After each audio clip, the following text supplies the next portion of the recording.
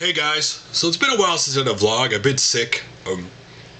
It all started last Saturday. I got off work. I'm like, all right, I got 2 days off. All right, I'm gonna get that extra day. I'm gonna get to do some of what I want. Of course, always say that when you get that extra day off, but you never really do. Things happen. Well, Saturday night, my son throws up. He gets sick. My wife gets sick. She throws up, and I'm like, oh great. My son was bad because he threw up on the couch, so I had to clean that up on top of getting him to calm down because he did it. And so my focus went, okay, well, I'm off 2 days. Maybe, take care of them. Maybe they'll get better. And of course, come Monday rolls around, Monday morning, and I start feeling sick. And so basically, I've been sleeping between going to work, and all I've done is basically sleep to try to get better. My son's now better, thank goodness. My wife's still getting over it. So that I hate being sick. It just, feeling miserable, just being sick, not, being able to do things I need to get done and feeling miserable on top of it. I hate being sick. But it's going around. A lot of people I know are getting sick right now because of the way the whole weather thing is right now. So, like tonight, they're literally calling for snow. No accumulation, but they're calling for snow. And it was 50 degrees today. I don't know. But, so, since my wife wasn't feeling good, me and my son went to the grocery store, local Meyer grocery store, and we walked by the toy aisle, and I knew that new Transformer Hot Shots were out, the kid-like game/show. This is what the package looks like, for little hotshot figures. This one is for Sentinel Prime. The one in the red is Sentinel Prime. The one on the right is Starscream, or right Starscream. Whatever way you see it, this is Starscream. This is Sentinel Prime. But my son has fallen in love with Bumblebee. He saw me watch Transformer Prime one day, and he loves Bumblebee. So he wanted Bumblebee. This is what Bumblebee looks like, car mode. Okay, this is what he looks like. Looks pretty cool, actually. A lot heavier than the original G1 Bumblebee. And then this is what Sentinel Prime looks. He looks like a basic red fire truck, just like he did basically kind of in the movie Transformers Dark of the Moon.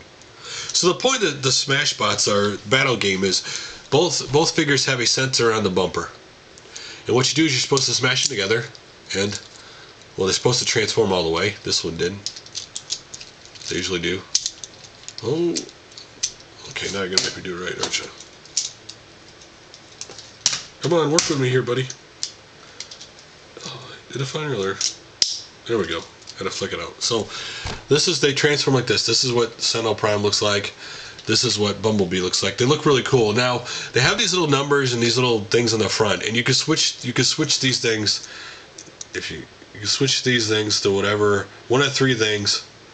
Basically, it's like rock, paper, scissors with Transformers. So there's fists, sword, and laser. Now, blaster. Now, sword beats blaster.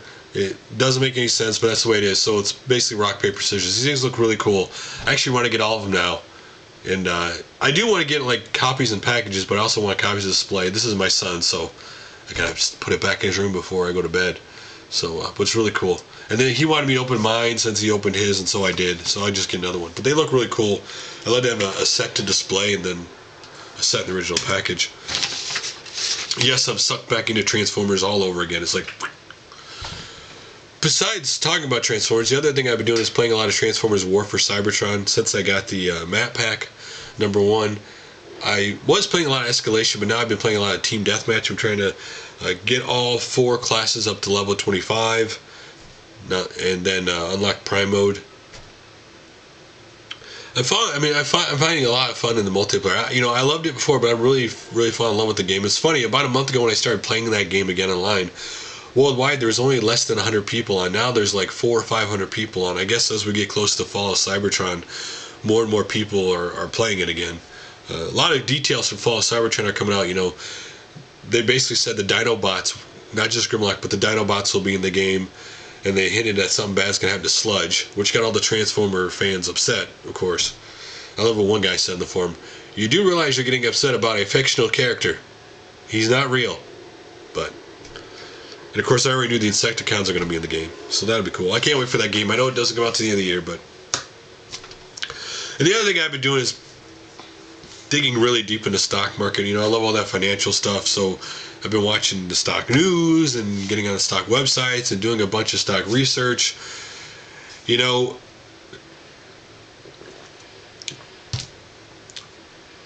For those who don't know, this last decade was probably the first decade the stock market's going to be stagnant. It's going to basically be zero growth.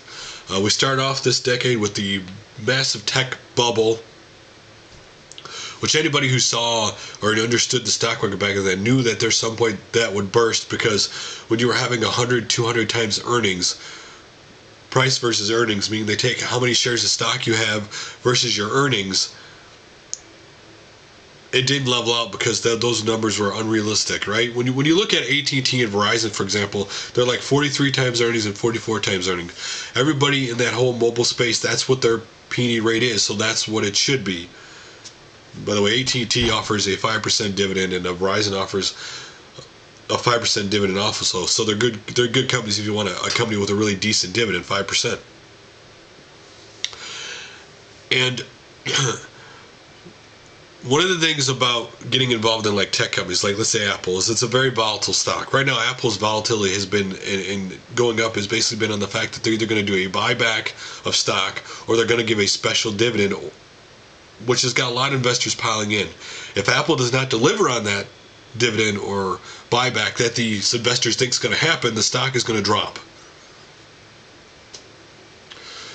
And I don't.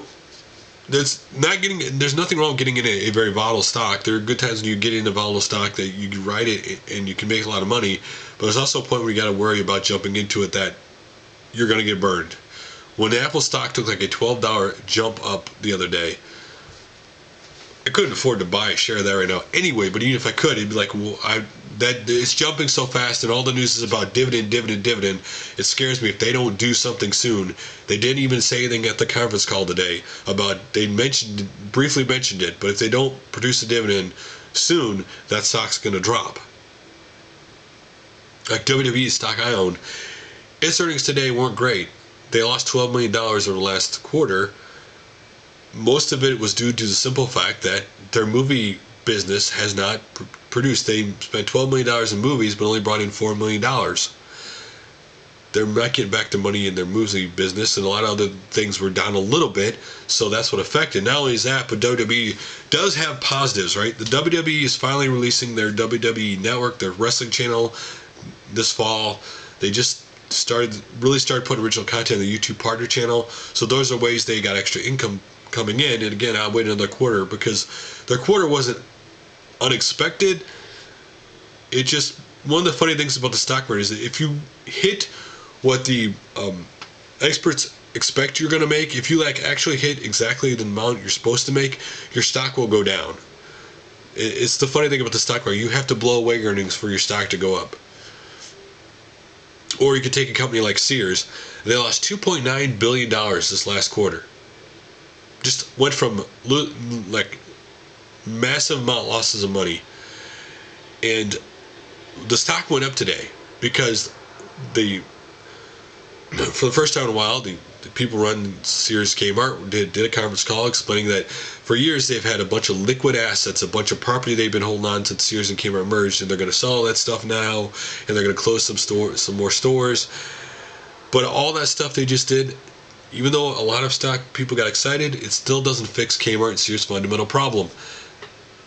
They still have the same problem despite all those sales. They have to fix the brand problem with Sears and Kmart. They need to rebrand the stores. And until they do that, I'm not touching that stock. It's selling stuff does not fundamentally fix your problem with the company. You have to fix a lot of other things. You have to fix, there's something wrong with that product. It's not appealing to people. And don't get me wrong, part of it was the fact that, you know, Kmart them sell a lot of snow blowers and snow tires, and that didn't happen this year. Just like Home Depot's earnings were up 32% because we had a warm winter. So people bought a lot of hardware stuff because they could do that. The problem Home Depot is going to have is next year rolls around, and if we have a bad winter, then their sales are their earnings are going to look a lot worse. And then, you know, so many people are in Home Depot. Home Depot does give a 2% dividend too. So,